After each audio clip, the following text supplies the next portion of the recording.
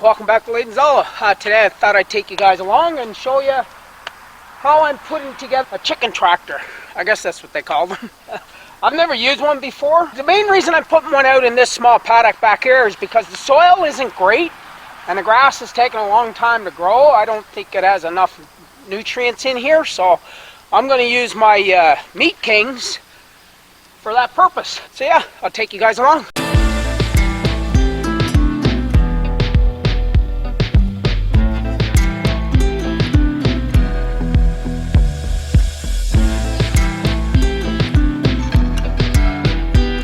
See, yesterday it was raining outside, so I kind of put the chicken tractor parts together up in my workshop yesterday. So today I'm going to bring it out here and screw it together because I couldn't put it together upstairs in my workshop because it was just too big. So here today I'm going to screw it together and show you guys what it looks like after I'm all done.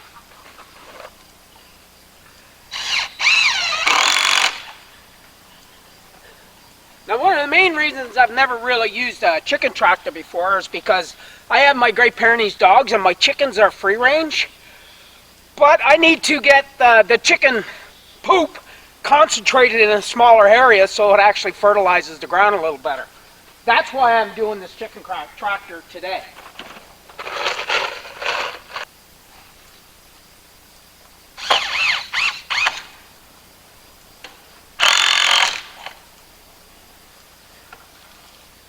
Yeah, this chicken tractor is 10 feet by 5 feet. It's not huge, because I didn't really need a huge chicken tractor.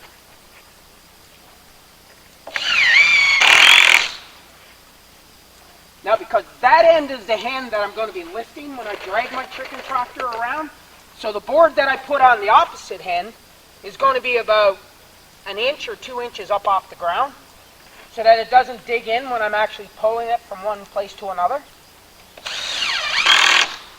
Like I said, this is something I don't normally use because all of my meat birds are even free range, but this year I kind of need the soil fertilized a little bit better. So yeah, it's pretty light, but I haven't put any sheet metal on it yet.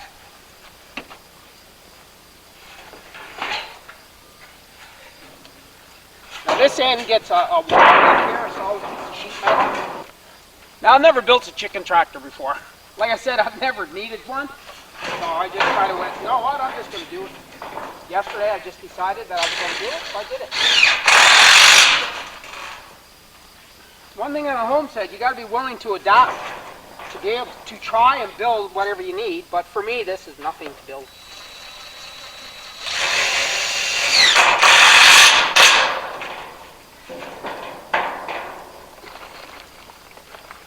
Now, the reason I'm putting a wall at the end is because like these chickens are going to be staying out here overnight, so they need somewhere sheltered away from the weather.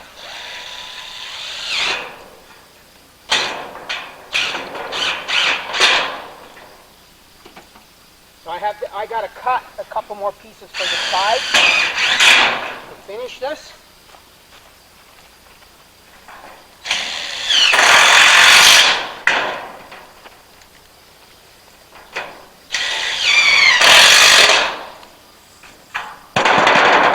Need much on here.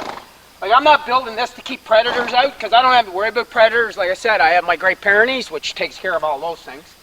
Now let's just see how this works before I put the roof on it. Oh yeah, no problem.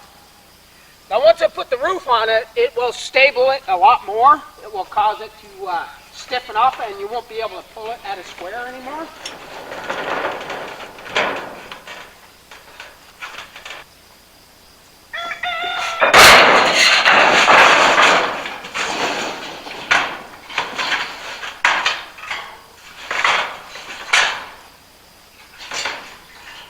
Now you're probably wondering why my sheet metal is sticking out over the hedges a bit. Is because I want it so that the water will drip off and not drip directly inside the pan. That's why it overhangs that little bit. Extra screws in the roof material because I don't want the wind blowing it off.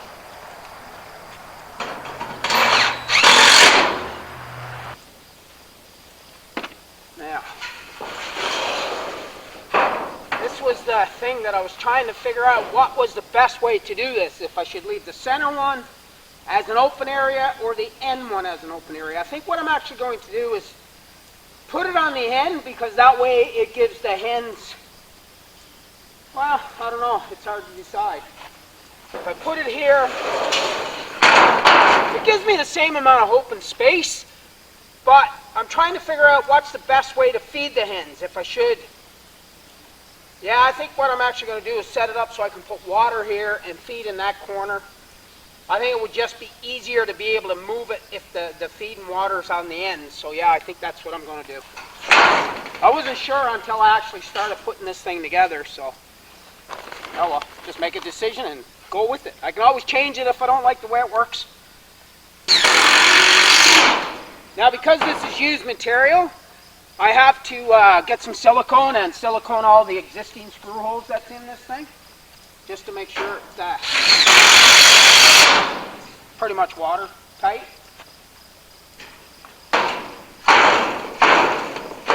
And if you want to be a homesteader, it's important to learn how to build things. Now, I haven't quite decided what I'm going to do with this one yet. Let's see how it actually worked out.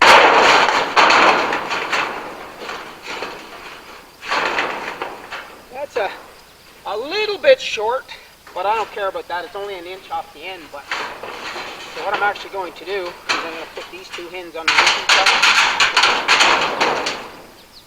That way it creates a seal, and it's out over the end as well.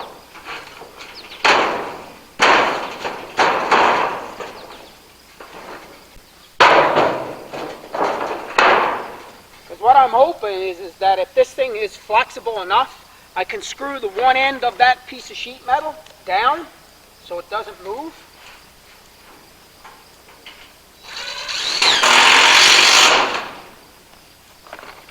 And I can just lift up the other end. What I'm actually going to do is I'm going to put a screw in here and a bungee cord on it to pull it down to keep it from flapping around in the wind.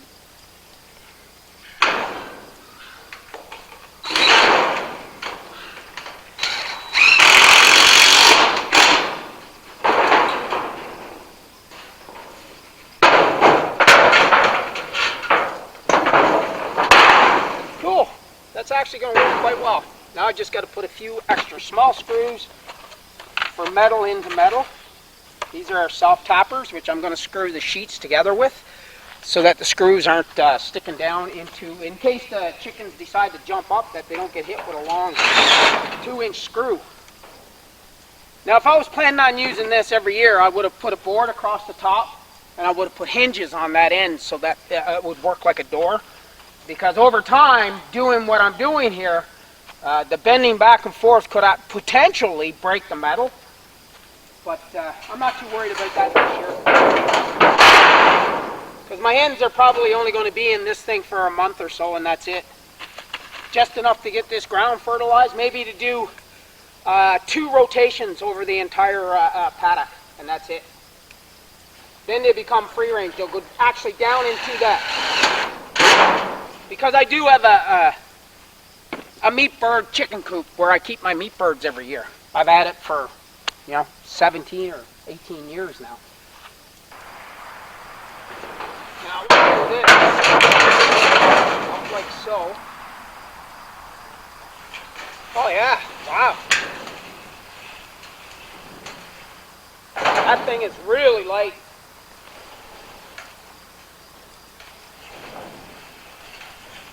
I can drag this around with one arm, so. Yeah, that actually worked quite well. Easy to pull it.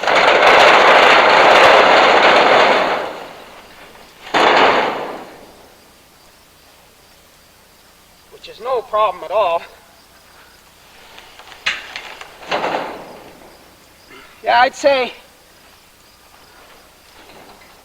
lifting it on this end is about, I don't know, 40 or 50 pounds maybe. Yeah, I'll take you guys in a little closer so you can have a better look at it. But if you're doing this and you have your chickens out here all the time and you don't have any livestock guardians out here to protect your chickens, then I would suggest you go with the stronger wire. Don't just use regular chicken wire. But I'm not worried about predators here. My dogs do a really good job, so. Now I just put the one back on for now, which is back here. Now I left the sides all open. But if I think it's getting like moisture or anything at the far end, what I'm actually going to do is cut two pieces that are back to this point and come up about here so that the airflow they'll go through the top but not at the bottom, and keep the inside of the chicken tractor dry.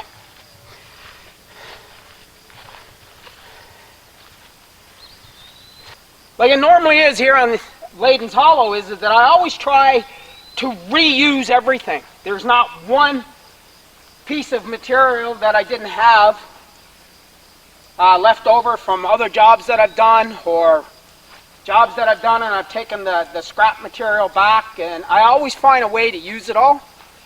I'm a strong believer in reusing as much material as possible. The more you reuse, the less impact on the environment, in my opinion. I think this is actually going to work out quite well, and I think the chickens are really going to improve the quality of the soil out here in this small paddock in the back. I am going to make this paddock a little bit bigger. I'm going to add an extra 20 feet that way because I have way more space out there than what I actually need. And because I had this one set up to keep the dogs out of it as well, I have to take my bottom wire off so that the dogs can get in here now. They can if they go around the front and come down that way, but I don't want them to have to go that far if there's something out here bothering the chickens. I want them to have quick access to this area, so I'm going to pull up those two lines, and that way they can get out here in a second if there's something that pops up out here that's trying to chase or hurt the chickens.